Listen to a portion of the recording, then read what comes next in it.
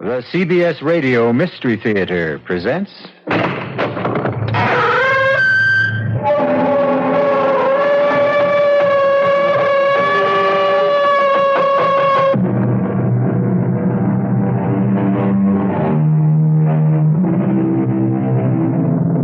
Come in. Welcome. I'm E.G. Marshall. How nice to see you again. It's good to know that you've become a regular visitor. And since you're such a good customer, it's only fair to warn you that the story you're about to hear may be a little bit more disturbing than most. If the sounds of a woman screaming in utter terror unnerve you, then perhaps you may not want to listen to a tale called Where Fear Begins. It's a story about exactly that, fear. But perhaps the best way to find out is to hear what happens to Amanda Shepard on a dark night when moonlight streams through her window. But not just moonlight. Oh, good Lord, something flew in here. It's right in my room. Oh, it's not a bird. It's a bat. It's trying to get in my hair. It's in my hair. It's all tangled up in my hair.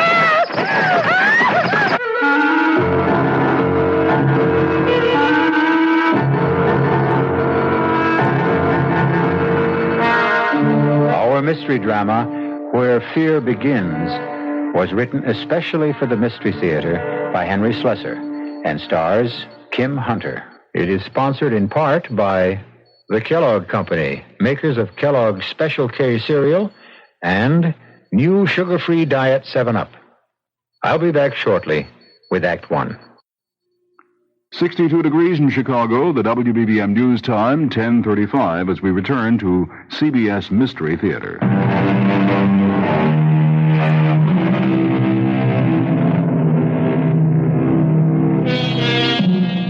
The night is still and peaceful in the small town known as Manassas Valley. Most nights are peaceful here. And one person who enjoys that stillness is Miss Amanda Shepard. The big city is only 50 miles away, but for Amanda, it might as well be 50,000. But there are many ways to shorten distances. And tonight, something is going to happen that will destroy the peace and stillness of Amanda Shepard's life.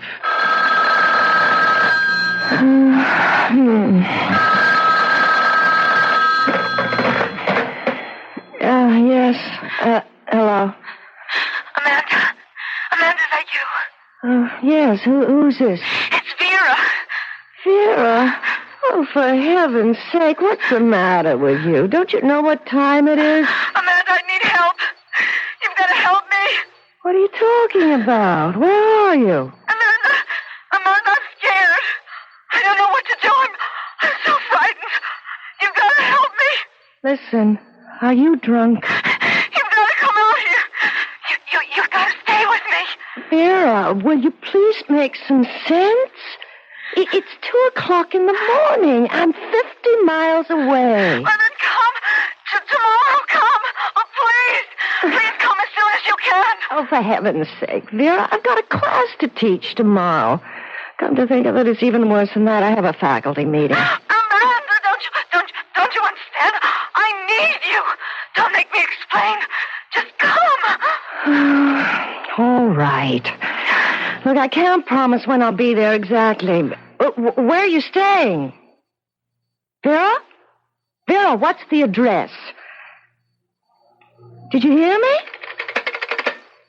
Vera, are you still there? Vera!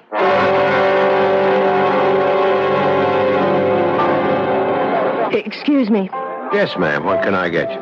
Nothing, thanks. I was looking for the manager. So are his creditors. Well, maybe you can help me. Have you worked here long? Truth is, I don't work here now. I'm what you might call a guest bartender. Oh, I see. Tell me anyway. Well, I'm trying to find someone. I know she no longer works here. She told me she quit her job about 2 months ago, but it's the last bit of information I have about her. Who is her exactly? Her name is Vera Shepard. Do you know her by any chance? Nope, I can't say I do. Well, she called me last night and sounded as if she was in trouble. I'm almost tempted to call the police, but knowing Vera could just be some of her melodramatics. Well, thank you anyway. It's okay. Hey, wait a minute. Yes? This Vera Shepherd, is she blonde, pretty, about your height? Yes. There's a girl I met in an encounter group last month. Her last name was Shepherd, but her first name was Roxanne. Roxanne? Well, that could be her. She always hated the name Vera. She was always threatening to change it. Look, have you any idea where she might be living? Sure. She lives with me. What? In the same rooming house. Upstairs. In indescribable squalor, I might add. What's a nice lady like you doing with a friend like Roxy? She's my sister. Ouch. Well, excuse me, I think I'll go see if I can pry my foot out of my mouth. Wait a minute. Where's this squalid rooming house of yours? Number 9 Hudson Street, near the river. If you see a bum sleeping in the doorway, that's the place. Hey, you weren't thinking of going there now. Of course. It's not a good idea. Now, you can't go into a neighborhood like that looking the way you do. What's wrong with the way I look? Wait a minute. My friend Tony will be back here in 5 minutes to take over the bar. I'll go with you. Well, I'm sure I can find it alone. There's some pretty bad customers around there. Well, they don't look any better here. You can trust me. Underneath this dirty shirt beats a heart of pure soap. Well, all right.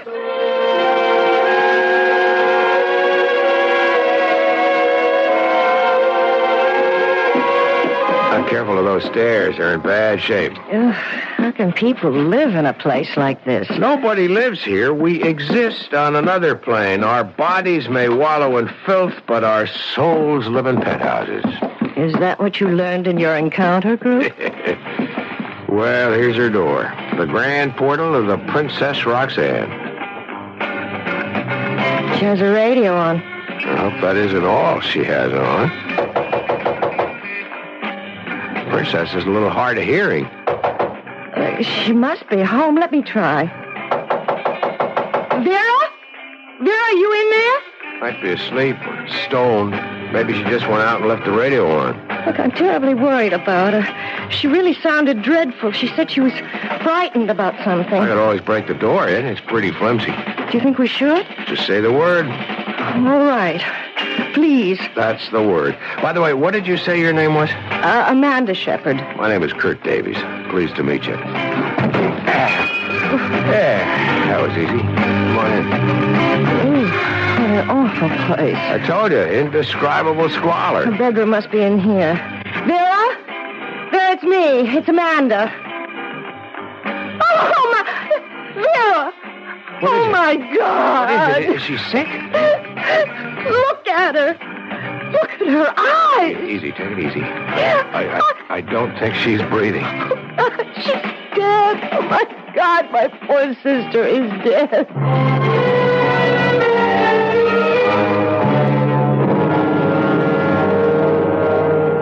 Hi, Miss Shepherd. If you think you can talk about it now, let's get a few of the facts straight. There's only one thing you have to get straight, Lieutenant Duryea. Somebody did this to my sister. Yeah, you told me. How long were you two separated? A little over a year. She left Manassas Valley about 14 months ago. Well, what for? Just to come to the big city? I suppose that was her reason. Any other reason you know about? Was there a man, for instance? There was a man, all right, but not what you're thinking. Vera had a fight with our father. Your father live in Manassas Valley? Yes, my sister and I never got along very well with him. The both of you? Yes, both of us. But then Vera had this fight with him, and she packed her bags and left. She had some idea of becoming an actress or a singer or something like that. Did she? No. I don't know what she became here. And when she called you last night, what did she say exactly? She just said she was scared. Scared out of her wits, and I heard this terrible scream. Lieutenant, there's only one explanation. Somebody was after her. Somebody was in her apartment last night and killed her. I'm sorry, Miss Shepherd, but this is no murder case. But you saw her eyes. You saw the way she looked, as if she'd been frightened to death. There's just no such thing, Miss Shepard. At least not on the law books. Your sister suffered a cardiac arrest. That's a heart attack. I can't believe that. That look on her face. It was just a death agony. That's all you saw. Somebody was after her. Some man, probably. I'm sure of it. Maybe she was scared because she was sick. There was nothing wrong with her health. Look, the medical examiner knows his business, miss. Of course, if you want to insist on an autopsy, that's your privilege. An autopsy? That means cutting her open. That's what it means. And if it proved you were wrong? That she didn't die of natural causes? Oh, we'd be the first to admit it. All right, then. I want an autopsy. Look, I'm sure that something horrible happened to Vera. Okay, whatever you say, Miss Shepard. I'll be in touch with you. Oh, where will you be staying? I'll be staying right here.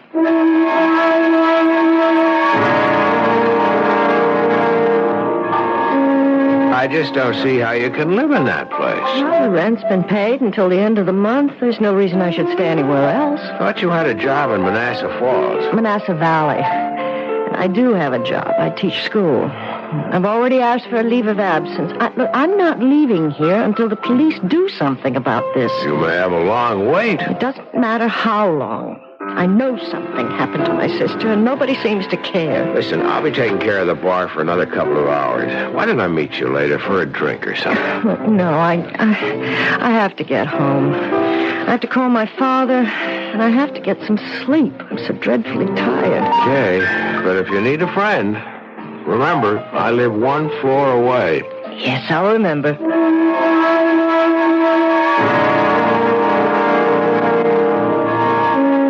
Dad, there was no way I could make the funeral arrangements yet. Why not? Because the police are performing an autopsy on Vera's body to determine the exact cause of death.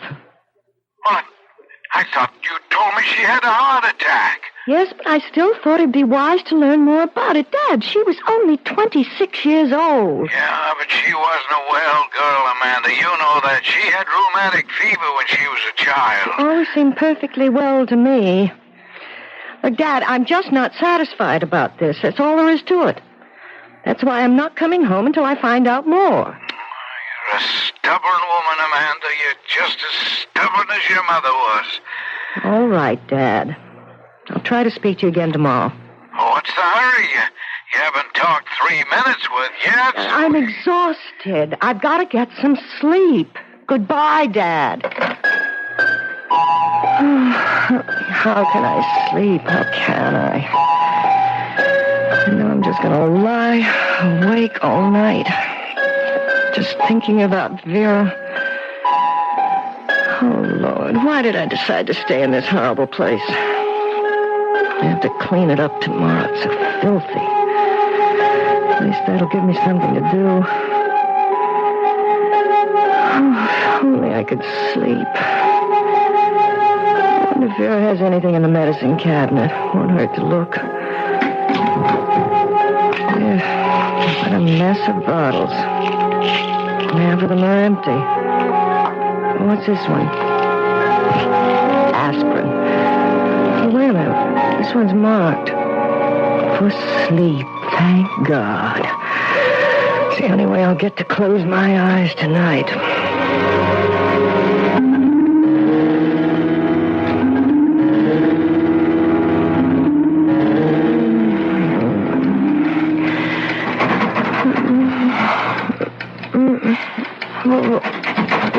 What is it? It sounds like someone at the door. At the front door. Well, 1 minute. All right, I'm coming. I can just find my slippers. Who is it? Oh, my God. Oh, my God, who's out there? Who is it? Who's out there? Go away! Go away! Whoever you are, go away!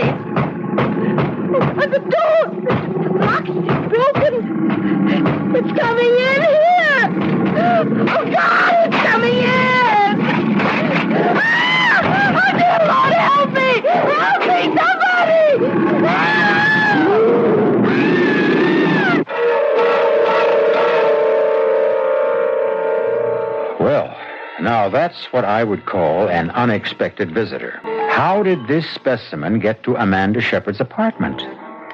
I'd be glad to tell you, but that would be spoiling the surprises that follow when I return shortly with Act Two.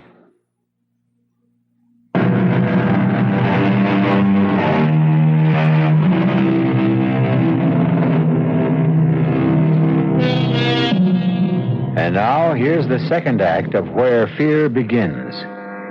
Well, it appears that no harm has come to our friend Amanda Shepard, unless you call a good case of hysteria harm. But now there's another visitor to the apartment, Kurt Davies, who quickly raced up the stairs when he heard her cries for help. I saw it. I saw it. So help me. I saw a gorilla, an ape. I don't know what you call it. Sure you saw it, Amanda, but in a dream. I know the difference between a dream and reality. It was a real gorilla. It broke the door in. No, honey. I'm the one who busted in the door, remember? And first thing tomorrow, you've got to get a lock on it. Kurt, please listen to me. This was real. I know it was. This animal tried to get in here and kill me. When I started to scream, it went away. Amanda, I didn't see any gorilla coming out of this place. I mean, wouldn't I have seen it, too? Well, maybe it's hiding somewhere in the building. Maybe it has a hiding place. This is really crazy. Look, maybe that's what Vera saw. Maybe that's what she was horribly frightened about. Amanda, have you ever searched this apartment? Searched it? What for? Well, maybe you'd find something. Letters, a diary, maybe. Oh, Vera never kept a diary. It's worth a try, isn't it? Come on, let's look right now. I'll help you. Why? Why should you want to help me? Why not? You don't really care what happened to my sister. You hardly knew her. Maybe I didn't want to know her. Why not? What's the point of knocking the dead? No, tell me, please. Why didn't you like Vera? I didn't like Roxanne because she called herself Roxanne when her name was Vera. I didn't like the way she spent her time looking for one kick after the other, even if it meant kicking somebody else in the teeth. Was she really like that? Look, it's late. Maybe you should go back to bed. We'll search the place another time. No, you're right. You know, I should have done this before. Yeah, I remember seeing something in the bedroom, as a matter of fact. See what? It looked like an address book. Wait, I'll get it.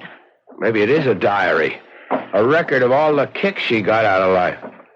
No, it's in a address book. Not too many names in it. Let me see if I'm in it. No, guess I didn't make that much of an impression. Do you recognize anybody's name? Let's see. There's Tony's. That's the place where I work.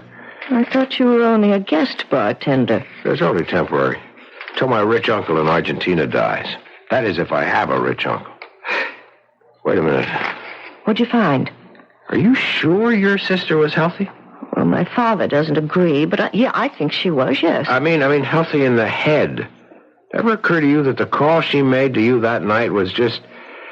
well, that she might have been wigging out? Oh, no. Look, I'm sure Vera wasn't crazy. Well, the reason I ask is she has Dr. Swaley's number in her book. Who? Dr. Raymond Swaley. I've heard of him. What kind of a doctor is he? I suppose you could call him a shrink, but I think he calls himself a psychologist. If your sister Vera was all that together, would she be seeing someone like that? I don't know. How would you like me to see Dr. Swaley and ask him?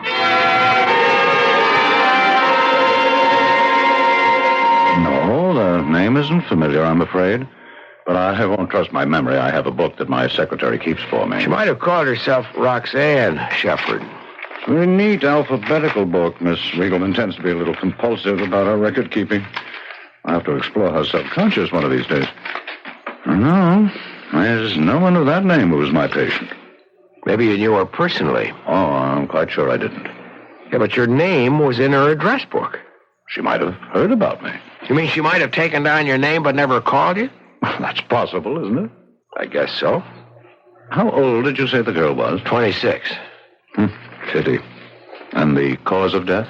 They called it cardiac arrest, but her sister doesn't believe it. She insisted that an autopsy be performed. Was it? Yes. And the result? Negative. It was heart failure, all right. Well, then, why isn't the lady satisfied? Because she still thinks that people can die of fright. Pure and simple fright. What's the use of my staying any longer, Kurt? I'm just packing up Vera's things and leaving. You want me to help you? No, I'm just taking everything that belonged to her, not even trying to sort it out. Don't forget the stuff in the medicine cabinet. I'll bring it to you. Most of the bottles are empty. So I see, but this one isn't. What's this, Amanda? Sleeping pills. I took one of them last night. Hey, wait a minute. Let me see that again. Kurt, look. The label. What about it? It says Dr. Swally. What? You said that Swally denied that Vera was his patient, yet he prescribed these sleeping pills. Are you sure? Well, see for yourself. Well, what do you know? Now, why would he lie about something like that? I don't know. He must be hiding something. And I have to know what it is.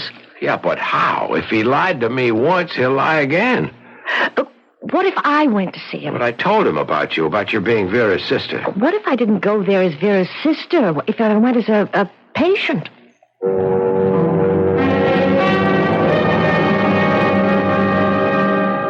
I'm so miserable all the time, Doctor. So depressed and nervous. I don't want to wake up in the morning. I want to go right on sleeping, hibernating from the world. Do you think you can help me? Well, that all depends. How much do you know about my treatment? Well, not really very much. Just that I've heard you've been able to help people. But you must have also heard that my therapy isn't quite orthodox. Well, no, I guess I've never heard that. Oh, don't be alarmed. Basically, I'm a Freudian. I believe in the theory of the subconscious, but I look at it slightly differently. I call the subconscious the dungeon of the human mind, the place where we hide all our guilty fears. The conscious mind tries to forget their existence, but they cry out and rattle their chains and make our lives miserable. Do you understand? I think so. Personally, I believe that fear is the true enemy of mental health. What I try to do for my patients is eliminate fear. We're all afraid of something, aren't we? Right now, you look as if you're afraid of me. No, I'm really very interested. It's one thing to know what we fear. Insects, mice, grizzly bears, high places. But many of our fears are so buried in our minds that we forget their existence. Do you ever have nightmares, Miss Lewis? Yes. In fact, I had one just the other night. I dreamt that a gorilla tried to break into my apartment. It was, so terribly real. Are you especially afraid of gorillas? I've never even thought about them, not since I was... For heaven's sake. You were about to say, not since you were a child. Yes, when I was a child, only 4 years old. I'd forgotten all about it. But you remember now. Yes, my father took me to the zoo. I was having a good time until he brought me to the gorilla cage. And it frightened you. Well, at first I was fascinated. I'd never seen anything like it before, but so much like a man and not a man. So Daddy picked me up so I could get a better look. And it reached for me. It reached out for me. Oh, God, how could I have forgotten that? I screamed at the top of my lungs. And just the other night, you screamed again? Yes. Isn't it incredible? But don't you see what happened? You relived this fearful event of your childhood, what we call a traumatic experience. Now that you've done it, faced it, perhaps you've also uprooted it, along with other repressed fears. Oh, I don't know about that. All I know is I was absolutely terrified. Terrified, yes, but perhaps also purified. Miss Lewis, I'm sure you've heard of LSD, haven't you? LSD? Oh, yes, of course. It's that drug that makes you see hallucinations. No, it isn't the only drug, you know. There's mescaline, psilocybin, and a new derivative of LSD-25, which I've developed, known as EN30. I don't understand. Well, LSD is the chemical shorthand for lysergic acid and diethylamide. A very small amount can produce hallucinations of every form and variety. EN30 is rather different. It produces only one kind of hallucinatory affect, the effect of fear. Fear? Some people call it, incorrectly, the horror drug. It's a powerful hallucinogen, dangerous when used carelessly, but extremely useful under controlled conditions. It goes right to the sub-basement of human consciousness and brings up images from the very place where fear begins, the dungeon of our minds. You mean it makes people see the things that they're afraid of? Yes, usually the things which frightened us when we were children. And what makes it dangerous?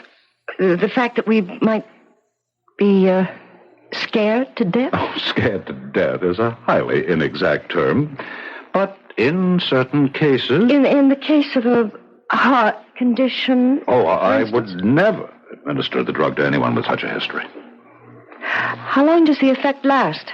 Well, it varies greatly among individuals, but like LSD, the effect can often be cyclical.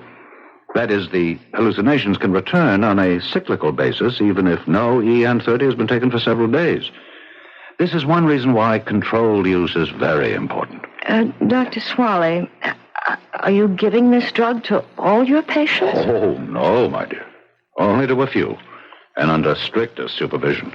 And, of course, with their complete understanding and agreement. I see.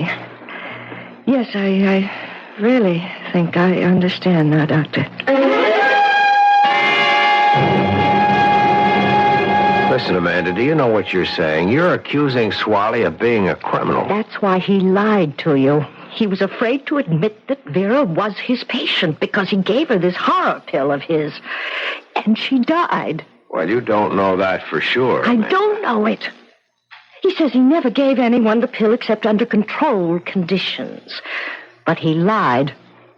He said he'd never give one of those things to someone with heart trouble, but he gave one to Vera. Look, you're all worn out. You better get to sleep, and we'll talk about it in the morning. I'm going to the police in the morning, Kurt. Will you go with me? Amanda, I've already been to the police. What? I saw Lieutenant Duryea. But why? I've been worried about this undercover game you've been playing. So I talked to Duryea, told him about what you were doing and what you suspected. And? Duryea made a check of Swally's records, Amanda. He made it part of the routine police inquiry into your sister's death. What are you trying to say? Swally wasn't lying about it.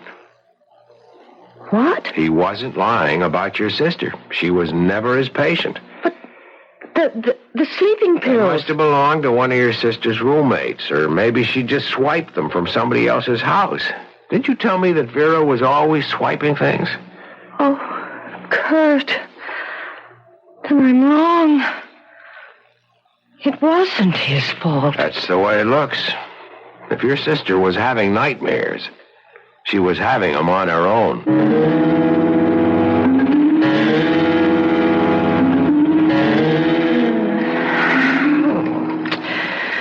Oh, it's so warm in here. It's too warm to sleep. I've got to open that window or I'll suffocate. It's so hard to open. Oh, there. Whew, that should help a little. What was that? Oh, good Lord. Oh, good Lord, something flew in here. It's right in my room. Ah! It's not a bird, it's a bat. It's trying to get in my hair. Oh, it's in my hair. It's all tangled up in my hair.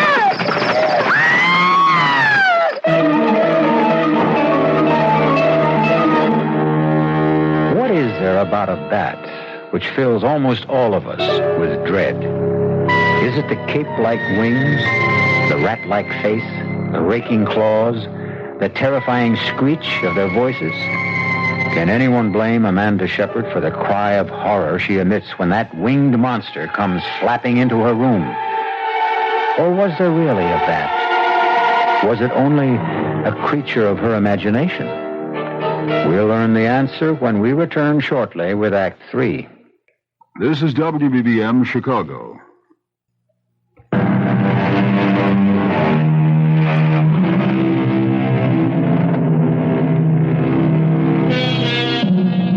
Amanda Shepard has had another nightmare.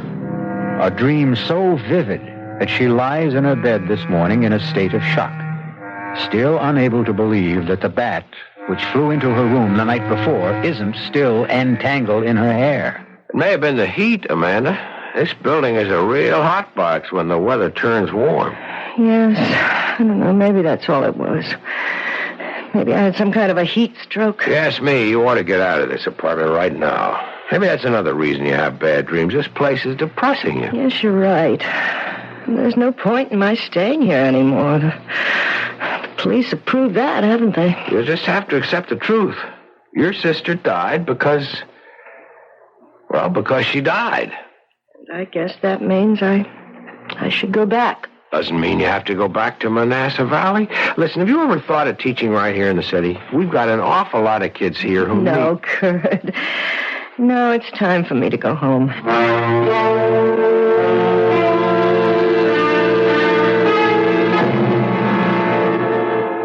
So the whole thing was a waste of time, wasn't it? I suppose so, Dad. I told you you've been stubborn, wasting 2 weeks on a wild goose chase. Dad, don't you understand? Vera died without either one of us being there. She died all alone, in agony. And whose fault was that? Who told her to leave home? All right.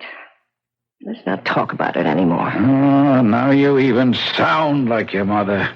Whenever she didn't want to hear the truth, she'd ask me not to talk about it We've anymore. said it all, haven't we? I'm going to bed early. I've been sleeping very badly lately. Amanda, wait. Yes, Dad? Look, why does it have to be this way between us? I don't know what you mean. It's been like this for years. This wall of ice between you and me. What put it there? I've asked myself 1,000 times and I still don't know the answer. Maybe you'll never know, Dad. Oh, I know it started right after your mother died. That was when you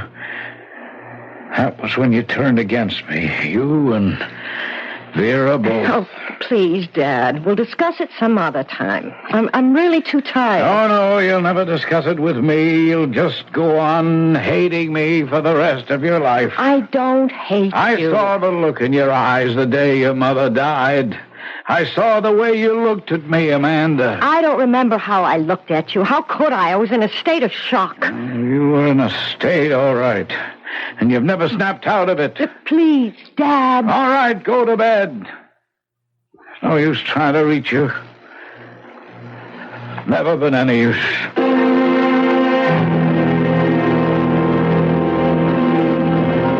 Hi, handsome. Hey, this is turning into a permanent job for you, isn't it? I guess I'm just a natural-born bartender, that's all. What can I get you tonight? Well, how about a Manhattan? Did you learn how to make one of those? I'll give it a try.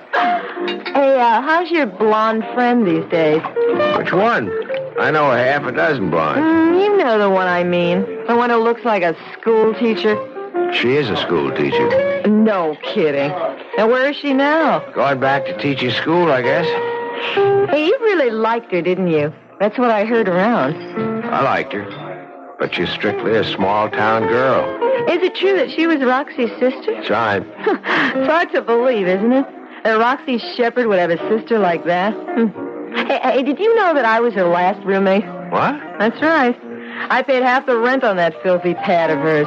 I couldn't stand it more than 1 week. She was stoned all the time, you know. Yeah, I figured she hit the stuff pretty hard. That girl would take anything, as long as there was a kick in it. She even went to some doctor just to get some kind of pill he was handing out. What'd you say? She heard about some nutty kind of LSD that a shrink was using on his patients. She told me she was going to see him and get some... Hold it a second. Do you know the shrink's name? No. Was it Swally? Dr. Raymond Swally? Well, how should I know? Well, I've got to know. How many times do I have to tell you I never had a patient by that name? If you don't believe me, ask the police. All right, maybe you never had a patient named Shepard, but maybe she didn't give you her right name, first or last. I'm quite sure you're mistaken about this. I've only administered EN30 treatment to 4 patients. I can assure you this girl wasn't one of them. Dr. Swally, will you just look at this photograph? Oh, all right. Now, look, does she look at all familiar? Nope. I never treated her. Look carefully. It's a professional portrait. She thought she wanted to be an actress, and she's pretty heavily made up. Never saw this woman before. Well, I guess I'm wrong. All right, Doctor. Sorry I bothered you again. Wait. Just a minute. Something come to you? She does look familiar. She wasn't a patient, but I have seen her before. Where? Right here in my office. She came in without an appointment. That's why there was no record of her. She just sat outside and waited. And did you see her? Just for a few minutes. Just long enough to realize that she wasn't interested in therapy. All she wanted was the drug. EN30. I told her that I wouldn't accept her as a patient, that she wasn't nearly stable enough. I gave her a prescription for a mild sleeping compound, nothing else. But then... Then what? Well, I don't know this for certain. I could be mistaken about it. About what, Doctor?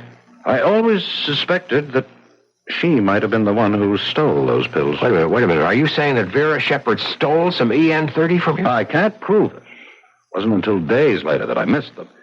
I remember stepping out of the room for a few minutes to take a call from a hysterical patient. Dr. Swally, Vera Shepard was a klepto. Her sister told me that she stole things all the time. If she stole those pills of yours... Good Lord. Can it really be? The dosage was so large, too large for safety.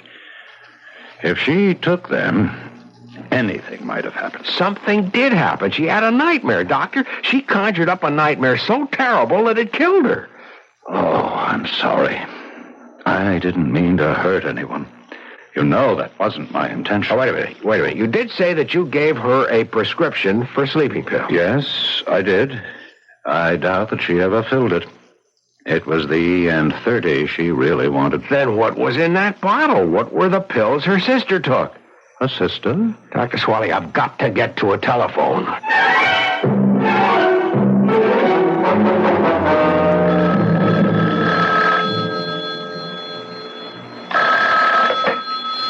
Hello? Hello, is Amanda Shepard there? Oh, yes, she's here, but she's asleep right now. Who is this? Is this Mr. Shepard? Oh, that's right. Can I take a message? Mr. Shepard, you don't know me. I met your daughter in the city, but it's very important that I speak to her right away. Well, I'm sorry, but I told you she's fast asleep. Would you know if she's taken anything to help her sleep? Well, as a matter of fact, I thought I did see her take something. She's very Listen, Mr. tired. Shepard, you've got to get a doctor for her right now. I know it sounds crazy, but if she took a pill that her sister was using, she may be in danger. Well, wait, what are you talking Please, about? I'm driving out there, but your daughter may be in terrible danger right now.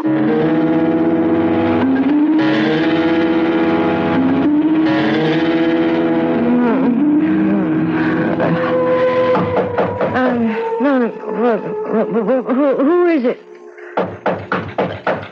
Who's there? It's your father, Amanda. Let me in. Dad? The door's open. I can't open it, Amanda. You'll have to open it for me. Oh, all right. Oh! You see why I couldn't open the door, Amanda. I have your mother. I have to hold your mother. Oh, God, she's bleeding. She's covered with blood. I warned her, Amanda. I said I would kill her one day, and now I've done it. I've killed your mother.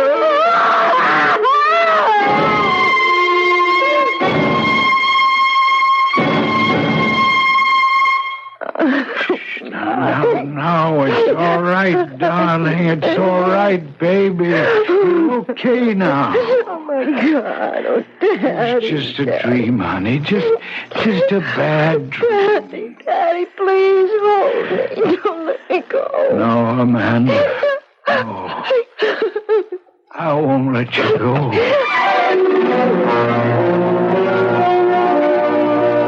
That's what Dr. Swally told me himself, Amanda. He's discontinuing the use of EN30.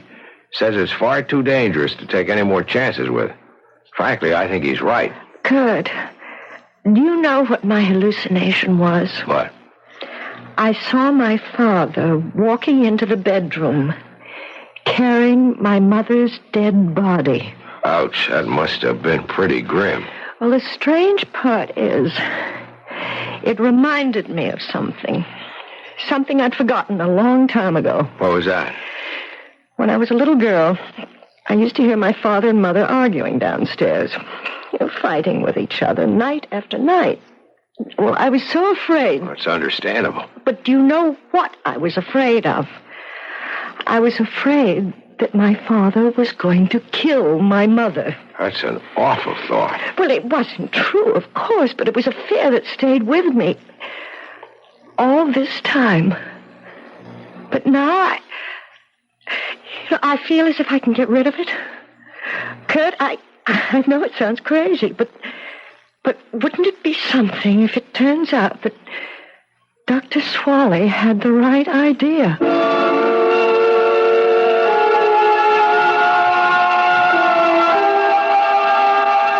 Well, personally, I don't think I would care very much for that kind of shock treatment. In fact, I think I'd rather have my neurosis than gorillas, bats, and so forth in my house. But to each his own, huh? I'll be back shortly.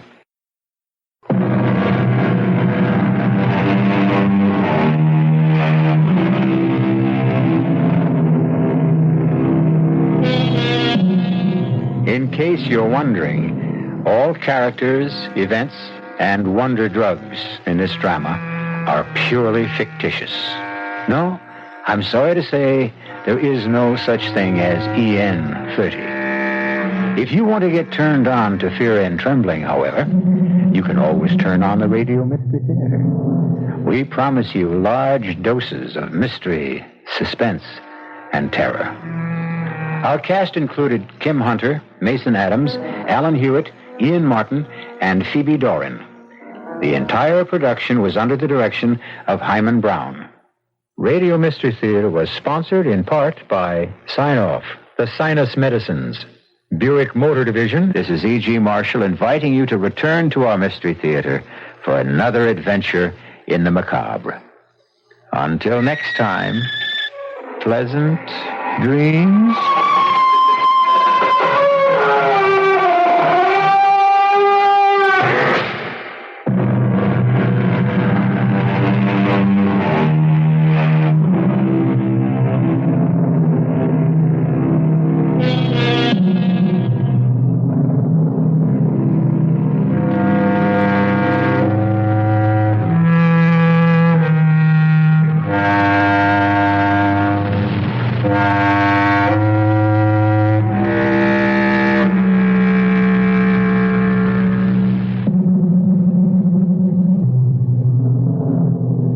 CBS News is next on WBBM Chicago News Radio 78.